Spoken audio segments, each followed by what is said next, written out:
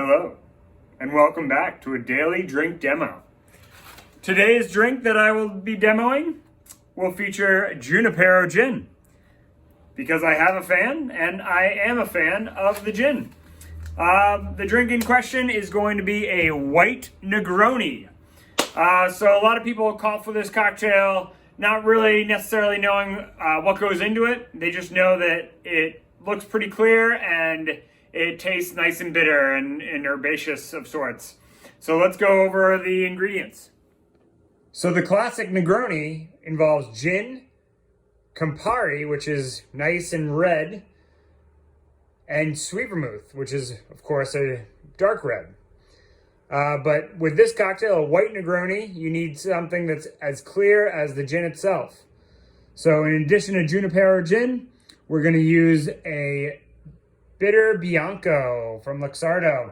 So this is going to have some similar bitter components as Campari, but obviously it's nice and clear. And the focus, instead of on rhubarb and citrus, it's a gentian root flavor.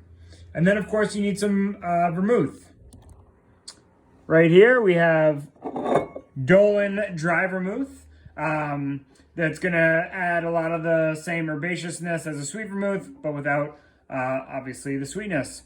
And what's this other bottle? Well, in my white Negronis, I love to add even a bigger kick of herbaceousness. So I like to use Clios Mastica liqueur to add just a fun, savory quality. Chase your dream, especially if it's straight booze. Brought to you by this unicorn. All right, this is a Fun Rocks glass I'm going to use. Going to build the drink right over ice. Don't need tongs when you're at home. I'm going to use 1 ounce of Junipero Gin. The classic Negroni is usually just equal parts across the board. Sometimes you go a little gin heavy, sometimes you don't. 1 ounce of the Luxardo bitter to dry out the cocktail. 1 ounce of dry vermouth. And with the Clios, I'm just going to add a 1/2 ounce. The cocktail should be bitter, and if I added too much of a liqueur, it might sweeten it up too much. So just a 1/2 ounce. Into this drink, I'd love to put celery bitters or maybe grapefruit bitters.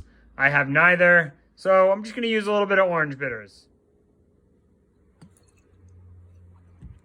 When you have a cocktail like this that's on ice, you only need to do a quick, brief stir because it's going to keep diluting as you drink the drink.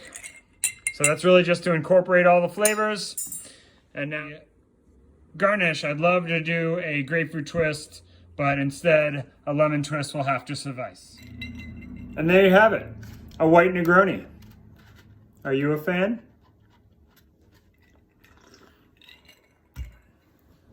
Addendum, you're probably going to need 1.5 ounces of gin, not the 1 ounce.